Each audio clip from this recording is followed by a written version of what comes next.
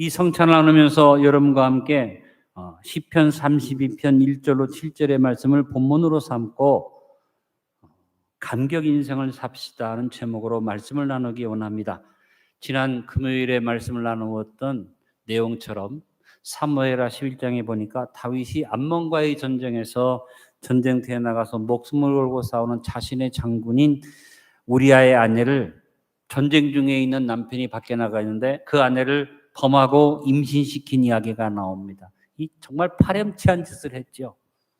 그런데 이 다윗은 우리아의 아내가 자신을 위해서 임신을 하니까 두려운 마음이 들었습니다. 그래서 이 일을 덮기 위해서 우리아를 전쟁터에서 돌아오게 하고 아내와 동침하게 만드는데 우리아는 우리 전우들이 밖에서 저렇게 고생하는데 나는 집에 가서 편히 쉴 수 없다. 그래서 성문 앞에서 잠을 잤습니다.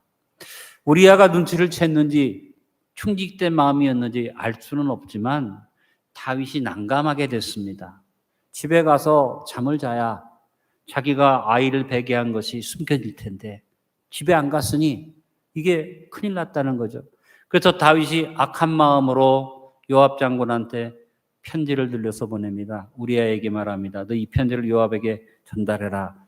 자기는 그 편지가 뭔지도 모르고 우리아가 요압 장군한테 가서 편지를 줬는데 요압이 편지를 읽어보니까 이 우리아를 전쟁에 앞장 세워서 어떤 방법으로든지 죽게 만들어라. 자, 왕의 명령입니다. 요압은 왕의 명령대로 우리아를 앞장 세워서 다른 병사들한테는 퇴각 명령 신호를 알려주지만 우리아한테는 안 알려줬어요. 그래서 랍바라는 성은 지금도 여러분이 요르단에 가면 수도인 랍바에 올라가려면 차로 올라가도 이렇게 경사진 곳으로 올라가는 아주 어려운 난공불락의 성인데 그 성을 공격할 때 앞장서서 우리아를 앞세웁니다. 우리아는 충성된 신하이기 때문에 앞뒤를 안 보고 앞에 나가는데 퇴각 신호를 알려주지 않고 앞에 나갔으니까 퇴각 신호를 하니까 다른 사람들은 다 뒤로 빠지는데 우리아는 퇴각 신호를 모르니까 앞장서 가다가 결국은 죽습니다. 우리아를 이렇게 죽인 게 누구예요? 다윗 아니에요? 다윗이 우리아를 죽여놓고 그 아내는 바세바를 첩으로 받아들이면서 사람들한테 뭐라고 얘기합니까? 전쟁에 나가서 전사한 장군의 아내를 내가 거둔다. 그래서 모르는 백성들은 다윗을 칭송을 했습니다. 우리 임금은 얼마나 자비로운지 전쟁터에 나가 죽은 장군의 아내까지 다 보살핀다. 그리고 그 얘기를 들으면서 이 마음속에 양심의 걸림이 있을 텐데 다윗 스스로 그것을 타당화시키고 자기는 좋은 일을 했다고 자부하는 그야말로 간사한 마음으로 자기의 죄를 덮어버리는 일을 했습니다. 그러나 여러분 다윗이 마음이 편한 건 아니었어요. 왜? 죄를 지었잖아요. 자기가 우리아를 죽게 했고 남의 아내를 빼앗았기 때문에 그 죄짐에 눌려서 항상 마음이 눌린 상태로 있었다고 오늘 시편 말씀에 고백하고 있습니다. 하나님께서 하루를 기다리고 이틀을 기다리고 세월을 가면서 이 다윗이 회개하길 기다리는데 회개치 않으니까 하나님이 다윗을 사랑하셔서 선지자 나단을 시켜서 나단에 가서 다윗의 죄를 고발하게 만듭니다.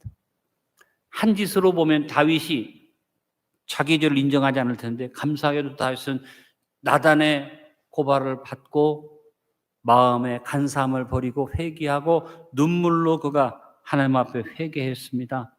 그래서 자신의 죄를 깨닫고 철저하게 회개했고 한 번이 아니라 진실된 마음으로 죄를 회개했기 때문에 그는 시편 6편 6절에서 자기의 회개를 이렇게 고백합니다. 내가 탄식함으로 피곤하여 밤마다 눈물로 내 침상을 띄우며 내 요를 적시나이다. 어떻게 보면 상당히 좀 부풀린 얘기 아닙니까? 눈물을 아무리 많이 흘려도 눈물로 침상을 띄울 만큼 흘릴 수 없죠. 그러나 그만큼 눈물을 많이 흘리고 자기가 회개했다고 고백을 한 것입니다. 그 후에 다윗은 시편 32편을 지었습니다. 나단을 통해 죄를 지적당하고 회개했던 다윗이 제 죄가 사함받고 제 죄가 가리움받은 것이 감격해서 하나님 앞에 복 있는 사람은 그 죄를 가리움받은 사람이라고 노래한 것이 용서받은 자의 복에 대한 찬양이 오늘 시편 32편입니다. 오늘 우리는 성찬을 나눕니다. 성찬이 무엇입니까? 여러 가지 의미가 있습니다만 내가 주님의 은혜로 용서받았다는 것을 상징하는 예식입니다. 바로 성찬은 용서받은 자의 감격의 제사입니다. 오늘 우리는 하나님 앞에서 구원의 감격을 다시 한번 새김질하면서 주님 앞에 서야 할 것입니다. 왜 주님이 너희가 떡을 먹으며 잔을 마실 때마다 나를 기념하라고 말씀하셨습니까? 너희가 잊지 말고 감격 인생을 살아라. 항상 네가 처음 구원받은 그 구원의 첫 감격을 잃지 말라고 말씀하신 것이고, 이것을 바울이 교회를 만들고 성찬 교회를 만들어서 교회에 전하고 그것이 오늘날 우리에게까지 전해지게 된 것입니다. 그러므로 오늘 시편 32편에 고백되어진 다윗과 같은 감격을 가지고 성찬에 참여합시다. 뿐만 아니라 여러분, 성찬에 참여할 때만뿐이 아니라 우리의 일상의 모든 범사에 오늘 시편 32편에 이 감격을 잃지 않고 살아가기를 결단합시다. 먼저 죄사함의 감격 속에서 성찬을 나누고 그 감격 인생으로 살아가기를 결단합시다. 오늘 다윗이 복 있는 사람을 노래했습니다. 다윗이 노래한 복 있는 사람은 어떤 사람입니까? 돈이 많은 사람, 소유가 넉넉한 사람, 명예가 높은 사람, 권세를 가진 사람, 재주가 뛰어난 사람, 지혜로운 사람, 무슨 일이든지 잘 풀어내는 능력 있는 사람이 복 있는 사람이라고 말한 것이 아닙니다. 오늘 다윗이 말한 복 있는 사람은 허물에 사함받고 자신의 죄가 가려진 자는 복이 있다고 했습니다. 그리고 내 자신이 그 복을 받았음을 감격하며 오늘 감사의 시로 하나님께 영광을 돌린 것입니다. 다윗은 모든 것에 풍족한 왕이었습니다. 전쟁에 군대를 보낼 때마다 승리를 냈습니다. 이스라엘 역사 속에서 가장 위대한 왕이었습니다. 그런데 그 다윗이 행복했습니까? 불행했습니다. 불의와 추억 속에 쌓여놓인 부요, 불의와 추억이 덮여진 그 권세는 가시방석이었다고 그가 오늘 본문 속에서 고백하고 있습니다. 시편 32편 3절로 5절의 고백입니다. 내가 입을 열지 아니할 때 종일 신음함으로 내 뼈가 쇠하였도다. 주의 손이 주야로 나를 누르시오니 내 진액이 빠져서 여름 가뭄에 마름같이 되었나이다. 내가 이르기를 내 허물을 여호와께 자백하리라 하고 주께 내 죄를 아뢰고 내 죄악을 숨기지 아니하였더니 곧 주께서 내 죄악을 사하셨나이다. 회개하지 않을 때 자기의 죄를 타당화시키고 덮어버렸을 때 다윗의 마음에 참 평안이 없었다. 이것이 자기 마음속에 없는 이 평안이 원인이 뭔지를 모르고 살다가 나중에야 나단의 지적을 받고 그가 회개하고 깨달은 다음에 주님이 내 죄를 사했다는 걸 깨닫고 가벼운 마음을 얻었다는 것입니다. 다윗만 그렇습니까? 인간은 동물이 아니고 금수가 아니니까 마음에 평안이 없으면 행복을 누릴 수가 없습니다. 그래서 모든 것을 다 가진 것 같아도 사람이 행복하지 못합니다. 재벌을 보세요.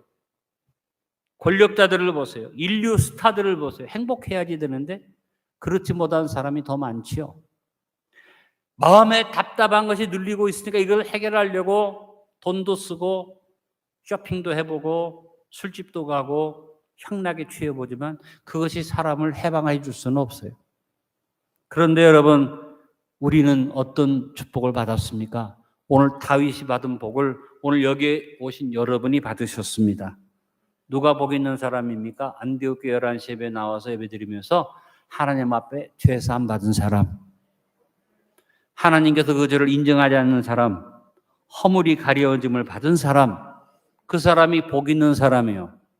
오늘 성찬에 참여하는데도 이 복을 알고 감격으로 참여하는 사람이 있고 그 복에 대해서 감격이 없이 무덤덤한 사람이 있을 수 있는데 여러분, 감격으로 성찬에 참여합시다. 바울은 로마서 4장 6절로 8절에서 오늘 시편 32편의 말씀을 인용해가지고 우리가 누리는 복을 설명을 했습니다. 일한 것이 없이 하나님께 의로 여기심을 받는 사람의 복에 대하여 다윗이 말한 바 불법이 사함을 받고 죄가 가려짐을 받는 사람들은 복이 있고 주께서 그 죄를 인정하지 아니하실 사람은 복이 있도다 함과 같으니라. 오늘 바울이 말한 복 있는 사람이 누굽니까? 누구예요? 자기라고 생각하면 아멘 좀 해보세요. 오늘 죄사함 받고 허물이 가려짐 받고 주님께서 지난 주간에도 부끄럽게 살았는데 오늘 주님 앞에 나와서 회개하고 나니까 야, 나는 너의 죄를 알지 못한다 이렇게 말씀하는 사람, 복 있는 사람이 누굽니까? 바로 저와 여러분인 줄로 압니다. 여러분, 우리의 모습을 에베소서 2장 1절에 말했는데 따라 고백합시다. 그는 허물과 죽었던 너희를 살리셨도다. 여러분, 인생의 삶에서 가장 감격적인 얘기가 뭘까요? 소원이 이루어지는 것? 투표해서 당선돼 가지고 뭐 국회의원이 되는 것, 대통령이 되는 것, 질병에서 노연하는 것, 그보다 더 큰 감격이 뭘까요? 죽었는데 살아난 것. 그건 놀라운 감격입니다. 근데 저하고 여러분이 그걸 누린 사람이에요. 허물과 죄로 죽었는데, 우리의 죄로 인해서 죽은 자였는데 다시 살아나고 영생을 얻었어요. 그러니까 우리는 어떻게 살아야 마땅하냐? 감격하며 살아야지 돼요. 조영모 목사님이 한번 간증한 얘기 여러분 해드린 적이 있습니다만, 청년회장 시절에 목사님이 섬기는 교회에 부흥 강사가 오는데 문둥병에 걸렸다가 나은 목사님이 된 분이 강사로 온다는 거예요. 그 목사님이 청년회장, 지금 내가 바쁘니까 청년회장이 부산진역에 가서 그 목사님을 만나서 좀 데리고 와, 모시고 와라. 그래서 목사님이 이제 부산진역에 나가서 기다리는데, 목사님이 나오시는데 모자를 깊이 썼는데 보니까 문둥병을 앓았기 때문에 뭐 코도 뭉그러지고 얼굴 형상이 별로 좋지 않아서 참 선뜻 기분이 안 좋았다는 거죠. 목사님 가방을 잡겠다고 하는데 손가락이 다 뭉그러진 채로. 그래서 섬뜩한 게 뭐냐? 옮으면 어떡하나? 이미 다 나은 사람인데. 그래서 그분을 모시고 차를 타고 가는데 택시를 잡으니까 그 목사님이 아니라고 버스 타자고 그러시대요. 아유, 목사님 오늘 저녁에 집회하려면 버스 타시면 힘들죠. 그래도 난 버스 타고 싶다. 그래서 버스를 타고 가는데, 버스를 타면서 사람들이 많이 모여가지고 막 밀리니까 이쪽으로 밀리는데 이 목사님이 갑자기 막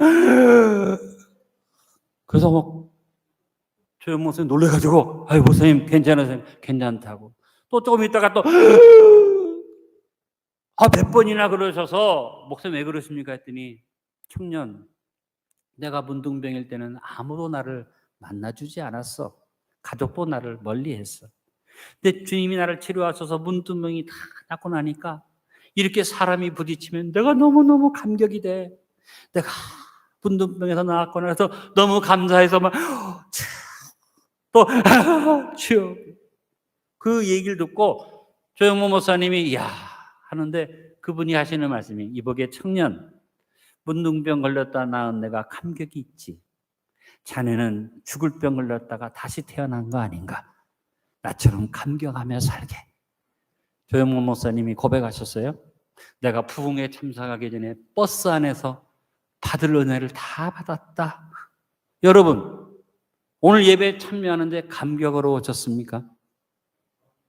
진짜 감격으로 오셨습니까? 이 예배에 참여하면서 그런 마음이 있습니까? 여러분 인생을 살아가면서 삶의 순간순간마다 감격이 있습니까? 정말 우리는 감격 인생으로 살아야겠습니다. 오늘 성찬을 나누면서 우리의 모든 허물과 죄를 사하신 주님의 은혜 앞에 복받은 자의 감격으로 감사 찬양을 드립시다. 언제나 사함받은 복 있는 자의 감격을 잃지 않고 넘치는 감사 속에서 살아가는 복 있는 감격 인생이 되기를 결단합시다. 제 삶을 돌아볼 때 제가 우리 택하신 요토왕 같은 장 같은 젊은 어린 시절에 감사하게도 내 인생에 이 감격이 있었어요. 순간순간마다 하늘이 나를 향해서 하나님이 나를 축복하시는 감격을 누리면서 살았어요. 나 같은 사람도 하나님이 사랑하시는구나.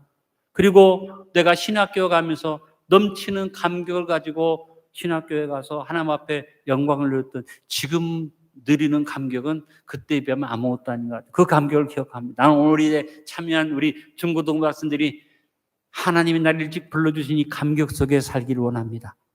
내가 내 인생을 감격으로 살았더니 하나님의 내 삶을 축복해 주셨어요. 그래서 내가 하나님 앞에 너무나 많은 복을 누리고 지금도 생각이만 하면 나 같은 사람, 나 같은 죄인이 이와 같은 축복을 받았다는 감격이 내 삶 속에 있습니다. 여러분, 다른 것 없어도 돼요. 돈 없어도 돼요. 혹 병이 들어서 아파도 괜찮아요. 구원받은 감격, 죄사함 받은 감격, 그 감격을 잃지 말고 감격 인생으로 삽시다.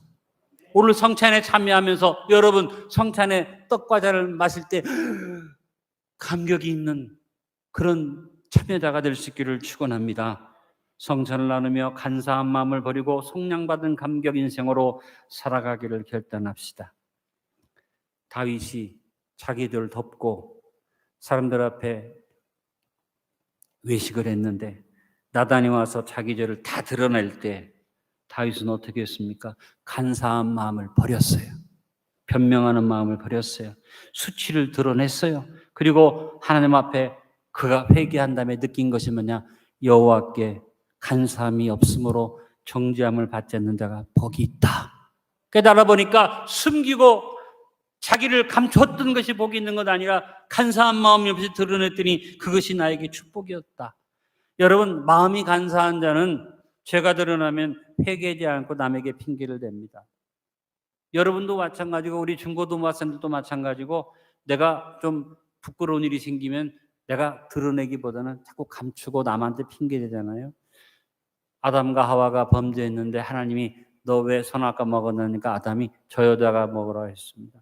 여자에게 너 왜 선악과 먹었더니 뱀이 먹게 했습니다. 간사한 마음으로 변명하고 회개했는 핑계를 냈는데 그래서 결국은 우리가 이 죄악 가운데 빠지게 된 거죠. 성경에서 간사한 마음으로 변명하고 핑계대다가 버림받은 사람이 위대한 사울왕 아닙니까? 사무엘상 15장에 보니까 아말렉과 전쟁을 하는데 하나님이 사무엘 선지자를 통해서 명령하십니다. 사울아, 내가 너와 함께 할 것이고 아말렉에서 이길 것이니 아말렉을 칠 때 진멸해라. 짐승 새끼 하나 남지 말고 다 죽여라. 그런데 사울왕이 전쟁에서 승리하고 돌아오는데 그 뒤에 뭐가 옵니까? 많은 우양들이 살아서고 탈취물들이 오는 거 아니에요? 그래서 사무엘이 사울에게 말하는 왕이여, 하나님의 명령을 왜 어기십니까? 그러니까 사무엘 앞에 사울이 핑계를 댑니다. 어떻게 핑계댑니까? 사무엘상 15장 15절에 사울이 이르되 그것은 무리가 아말렉 사람에게서 끌어온 것인데 백성이 당신의 하나님 여호와께 제사하려 하여 양들과 소들 중에서 가장 좋은 것을 남기며 그 외의 것은 우리가 진멸하였나이다. 욕심으로 전리물을 가지고 오면서 백성들이 가지고 왔다고 핑계대면서 하나님께 드리려고 한다는 거짓말을 했습니다. 사무엘이 화가 나서 계속 공격을 하니까 21절에 또 사울이 말합니다. 다만 백성이 그 마땅히 멸할 것 중에서 가장 좋은 것으로 길갈에서 당신 하나님 여호와께 제사하려고 양과 소를 끌어왔나이다.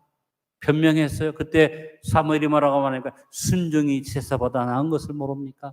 그래도 사울이 회개치 않으므로 그는 버림을 받았습니다. 여러분, 사울이 가졌던 간사한 마음이 이 목사한테도 있고 여러분한테도 있고, 여러분 삶의 현장에서 우리 자녀들이 부모에게 간사한 마음으로 변명하고 부모를 속이기도 하고 부부간에도 간사한 마음으로 서로 속이기도 합니다. 이 작은 것이 커지면 무서운 것이 됩니다. 간사한 마음은 무서운 것입니다. 시편 52편 1절 5절에 말씀했습니다. 포악한 자에 내가 어찌하여 악한 계획을 스스로 자랑하는가? 하나님이 인자하시면 항상 있도다. 내 혀가 심한 악을 꾀하여 날카로운 삭도같이 간사를 행하는도다. 내가 선보다 악을 사랑하며 의를 말함보다 거짓을 사랑하는도다. 간사한 혀여, 너는 남을 해치는 모든 말을 좋아하는도다. 그런즉 하나님이 영원히 너를 멸하시며 너를 붙잡아 내 장막에서 뽑아내며 살아있는 땅에서 내 뿌리를 빼시리로다.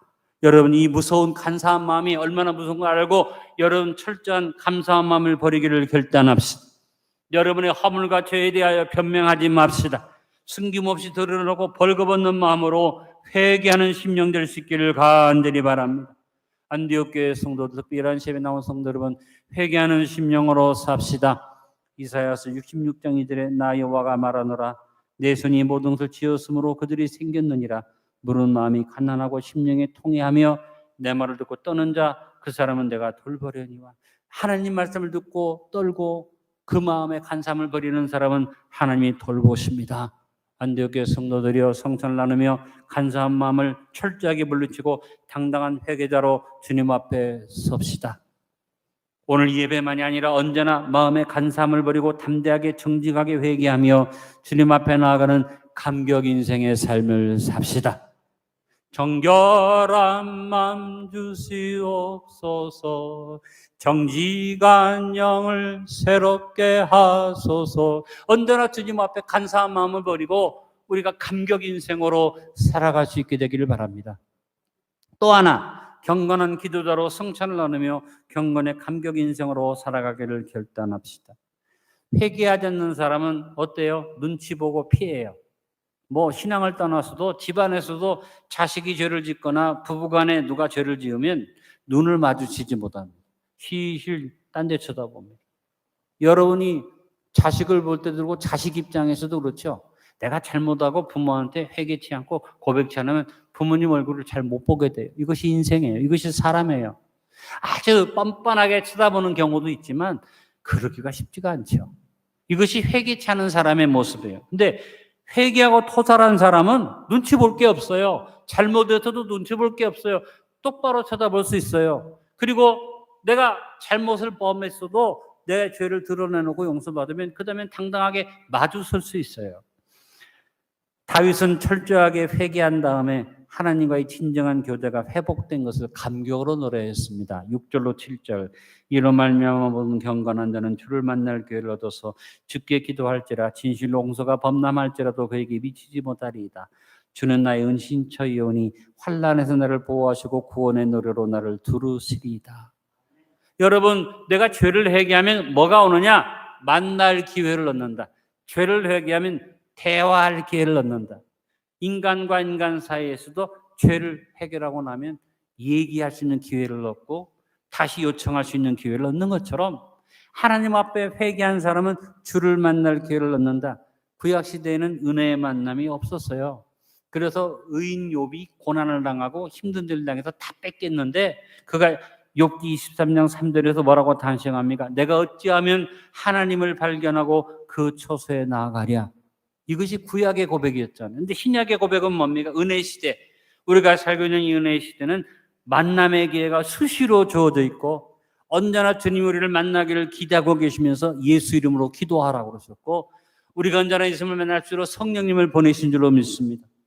우리는 이 은혜의 길을 얻은 사람들이에요. 감격 인생이에요. 히브리서 4장 16절에 그러므로 우리는 긍휼하심을 받고 때를 따라 돕는 은혜로 얻고 은혜의 보좌 앞에 담대히 나갈 것이니라. 여러분, 성찬이 뭡니까? 주님과 내가 담대히 만날 수 있는 교제의 회복을 확인시켜 주시는 감격의 의식이 성찬입니다. 우리는 언제나 당당하고 담대하게 주님과 교제의 자리에 나가는 감격적 자격이 주어졌습니다. 따라합니다. 나는 언제든지 주님 만날 기회를 얻었습니다. 에베소서 3장 12절에 우리가 그 안에서 그를 믿음으로 말미암아 담대함과 확신을 가지고 하나님께 나아감을 얻느니라고 말씀했습니다. 주님을 만날 기회를 얻었는데 이 감격적인 기회를 누리지 못하고 경건한 삶을 살지 못하고 기도의 자리에 서지 못하고 이 기회를 얻었는데 잃어버리면 안 되죠. 우리 사랑하는 자녀 여러분, 이번 캠프에 가서 주를 만날 기회를 얻고 은혜를 얻었는데 경건한 기도자로 감격하는 인생을 사시길 바랍니다. 성도 여러분, 디모데전서 4장 7절로 8절에 디모데에게 바울이 말합니다. 망령되고 타는 신화를 버리고 경건히 좀 내 자신을 연단하라. 육체의 너는 약간의 위기나 경건은 범사이거니 금생과 내생의 약속이 있느니라. 경건한 자는 천국 가서 상급받을 거 아니야. 금생에 하나님이 주시는 축복을 누리는 기회가 주어집니다. 오늘 성찬 나누면서 결단합시다. 경건한 삶을 살기를 결단합시다. 히브리서 12장 28절에 그러므로 우리가 흔들리지 않는 나라를 받았으니 은혜를 받자. 이러므로 말미암아 경건함과 두려움으로 하나님을 기쁘시게 섬길지니 하나님은 소멸하는 불이심이라. 언제든지 경건한 마음으로 경건의 기쁨을 가지고 기도의 자리에 서자는 것입니다. 기도의 기회를 놓치지 않는 깨어있는 성도로서 복 있는 자의 삶을 삽시다. 오늘 본문에 말합니다. 감격이 넘쳐서 경건한 주님 만날 기회를 얻어 경건하게 기도하는 사람은 홍수가 범람할지라도 저에게 미치지 못한다고 했습니다. 감격한 마음으로 경건의 기회를 얻고 기도하는 사람은 하나님의 심판과 형벌 앞에 두려워하지 않습니다. 주님이 은신처가 되시고 주님이 피할 곳이 되어주신다고 했습니다. 경건한 기도자로 살아가는 것을 감격으로 노래하면서 감격으로 복음을 전하는 경건자들이 되어 감격 인생으로 살아가기를 결단합시다.